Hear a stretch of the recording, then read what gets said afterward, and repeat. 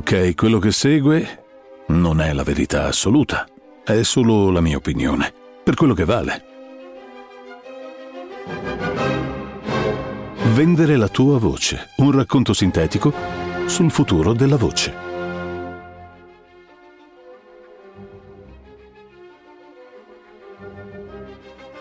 Gli umani hanno sempre difficoltà a definire il prezzo delle loro fatiche o del proprio talento da usare come merce di scambio per vivere con dignità il proprio lavoro, nonostante esistano prezzi e tariffe.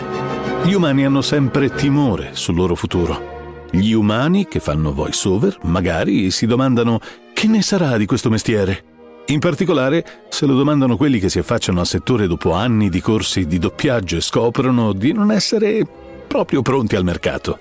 Perfetti sul personaggio in sala col direttore. Ma adesso? Non è colpa dei corsi, quelli ti insegnano l'arte.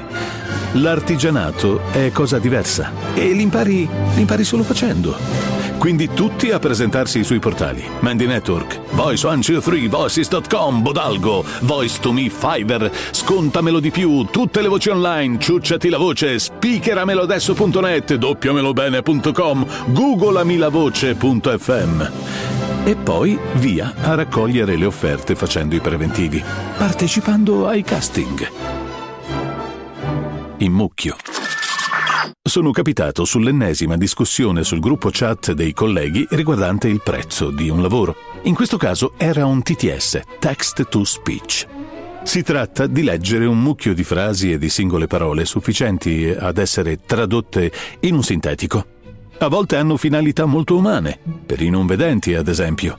E chi non darebbe la propria voce per riempire di colori chi non ha occhi per vedere? Siamo tutti santi nel profondo. Ma l'AI ha molteplici sfaccettature e potenzialità e porta a cambiamenti a cui occorre essere preparati. Ad esempio, le AI più celebri sono la sintesi, il concentrato di un numero limitato di persone, delle vere e proprie deità viventi che hanno ottenuto dai 4 punti cardinali Amazon, Google, Apple e Microsoft un contratto esclusivo per sintetizzare la voce. Un contratto ricco e vantaggioso. Le loro voci parlano a miliardi di persone. Ora, se la tua la presti a un TTS qualunque, sei fuori dall'Olimpo. Questo ha riacceso parecchie questioni dentro la mia testa. Questioni che da tempo mi girano in mente sul futuro di questo mestiere. Sarà questa una profezia oppure un cicchetto di troppo? E adesso come la mettiamo? Il futuro del nostro mestiere. Per parlarne occorre sondarne il passato. Come il saltatore che rincula per prendere la rincorsa. Mi faccio un altro concetto? Premi tu il sintetico? Una AI prende la tua voce e la sintetizza per essere in grado di rispondere a domande basilari o di leggere un testo anche completo, sembrando umana, senza scomodare un umano. Ti basta una piccola ricerca online, guarda caso, per capire velocemente cosa sia la voce sintetica. Stefano Monzio Compagnoni sul suo canale YouTube ha recentemente pubblicato una serie di video a riguardo. Valli a cercare. Per farla breve, la voce artificiale è un arto aggiuntivo di quell'intelligenza artificiale che è già attiva sotto forma di algoritmo di calcolo su cui basiamo la nostra esistenza digitale. E considerando quanti processori informatici ci sono in giro, dalla sveglia al frigorifero, alla caldaia e oltre, il 90% della nostra esistenza li utilizza. Accendi la macchina e passi da una centralina di calcolo che analizza la struttura delle componenti chimiche, meccaniche, fisiche, ambientali ed elettroniche e decide quando e se accendere, se dare gas e quando frenare. In discesa o in salita, un algoritmo con sensore rileva la pendenza e fino a che non sente una trazione opposta alla gravità non molla il freno. E se non dai abbastanza gas, ci pensa l'algoritmo.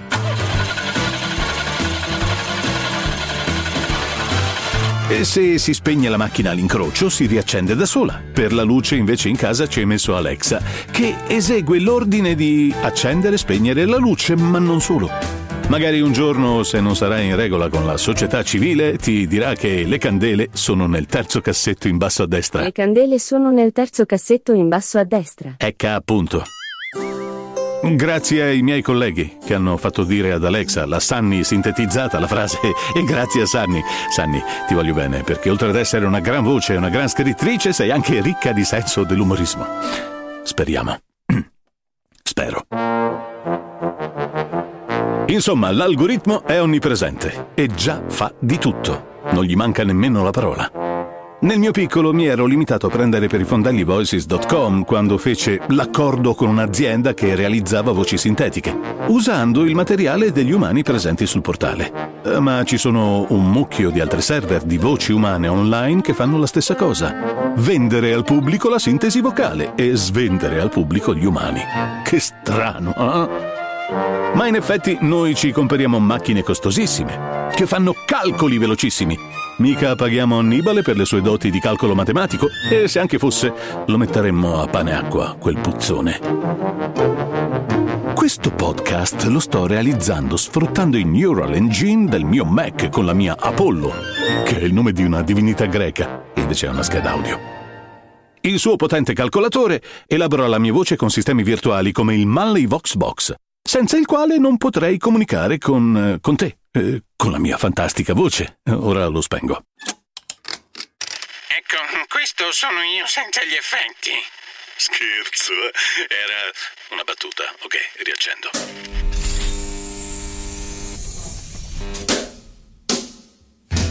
A realizzare la voce sintetica attraverso la clonazione dell'umano. Quasi nessuno che venda la propria voce come servizio ha interesse a farsi sintetizzare la voce, ma ci sono condizioni che fanno saltare il banco. Ti pagano abbastanza a fottersi gli ideali. Se non lo farai tu, lo farà qualcun altro. L'inevitabilità del futuro. L'intelligenza artificiale, detta AI, compra la voce dagli umani. In realtà sono informatici, esseri umani, tutti con la voce fessa, che realizzano le AI. Non si tratta di mutazioni genetiche, sono persone che affrontano un business di evoluzione tecnologica. Mica possiamo restare all'età della pietra. Gli IVR, i centralini o i risponditori, prima di arrivare ad un essere umano, tu parli con un bot, abbreviazione di robot, che con voce sintetica ti guida alla risoluzione in autonomia del tuo problema. Ecco un passaggio dalla pietra al ferro. Un tempo molti umani dell'età della pietra realizzavano quelle guide registrate. Oppure c'era un essere umano al telefono, dotato di pazienza infinita. Così come c'erano una volta le centraliniste, oggi c'è una AI, intelligenza artificiale. Sappi che il giorno in cui il sintetico potrà imitarti abbastanza bene da poterti sostituire, sarai sostituito dal sintetico. O quando l'umano accetterà di buon grado di ascoltare un sintetico. Chiunque possa scambiarti per una voce artificiale ti cambierà con una voce artificiale. È una gara. Una gara dell'AI, una intelligenza sviluppata e venduta da esseri umani, contro la tua voce vera, sviluppata e venduta da te. Per ora non sembrano a rischio i doppiatori e gli attori, ma anche per loro si prepara un terreno che sembra fantascienza, come la voce dell'attore straniero e la recitazione di un attore italiano. Per esempio, Tom Cruise recita con la sua voce, che tra l'altro è una voce abbastanza fessa. Comunque, le parole sono articolate da un italiano, ma senza la voce dell'attore italiano. C'è Tom Cruise che parla italiano. Le labbra si sincronizzeranno con la lingua italiana. Fantascienza? Ok. Ne riparliamo tra qualche anno. Ma come si articola il mercato delle voci? Sì, perché l'arte ha un mercato. Un Van Gogh non è che te lo porti a casa perché ti piace. Michelangelo ha scolpito il David con tanto di pisellino in cambio di volgare denaro. Leonardo? Pure lui era in vendita. Ma anche le AI sono in vendita, che ti credi? Se non le paghi, è solo perché la merce sei tu in quel momento, però le stai pagando in qualche modo. Ed ecco che parliamo di volgare denaro. Quanto vali? Quanto vale il tuo tempo? L'industria del voice-over è una industria a livello mondiale. Non stai facendo i giochi, lavori nell'industria del voice-over. Come quelli che lavorano nell'industria delle calzature, del formaggio, dell'automotive. E anche qui ci sono i robot che fanno quello che un tempo era bassa manovalanza. Che tu ci abbia sputato sangue e pagato scuole e insegnanti, oppure che tu ci sia nato dentro il mestiere assorbendo tutta quell'arte, il mestiere che ne deriva è stato sintetizzato in un volgare listino prezzi. Più di uno. Ad esempio quello del contratto nazionale collettivo, CCNL, per il doppiaggio. Anche gli audiolibri e gli spot avrebbero come base il listino ADAP, per esempio. Magari anche per chi non è iscritto. Se non si usa quel listino, ce ne sono molti altri in giro. Non credi di essere un doppiatore, una voce professionista? Però vendi la tua voce.